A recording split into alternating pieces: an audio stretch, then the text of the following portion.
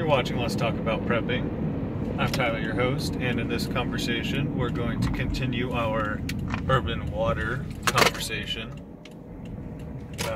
This is continuing the video that I was responding to Steve over at Corsair Trainers with, where he was talking about where you might find water, abundant amounts of water with low investment a few days into a grid down type situation. Now, if you notice, we just spotted a large paving company truck.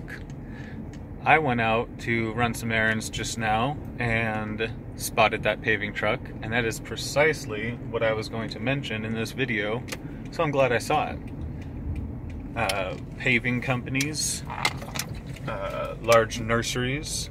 I'm not talking about stores where you go and purchase flowers. I'm talking about the actual nursery where those flowers and trees are grown.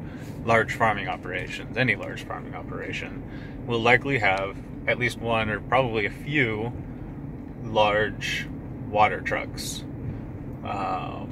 Prisons or jails, like your local sheriff's department, may well have a water truck for inmate highway cleanup, depending on whether they do things like that.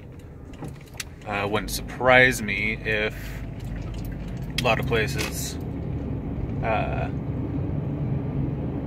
just cater their prisoners through some kind of lunchbox program.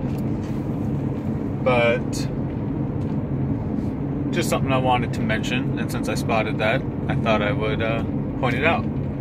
I also spotted a tree farm pretty close to here. Just a regular old Christmas tree farm, which are pretty abundant around here. If you look in the distance, it looks like that might have been an old one over there. But those will usually have water trucks. Often they'll have water barrels, like 65-gallon drums, in the fields with the trees, sometimes full of water, sometimes not. Any large farming operation is going to have its own irrigation system that may well have low points in it where all the water here has gathered. This neighborhood that I'm driving by is much lower than the surrounding terrain, so I wouldn't be surprised if the water mains are full there, where the ones over here would not be. So going down into valleys like that and finding a pump house, or just finding water mains in the street or in the water ditches along the sidewalks, I think that's a pump house right there. You might open pipes or valves and get more water than you're ready to handle. Which also leads to the next question: what do you do when you find yourself in control of an overabundant resource in a resource-scarce area?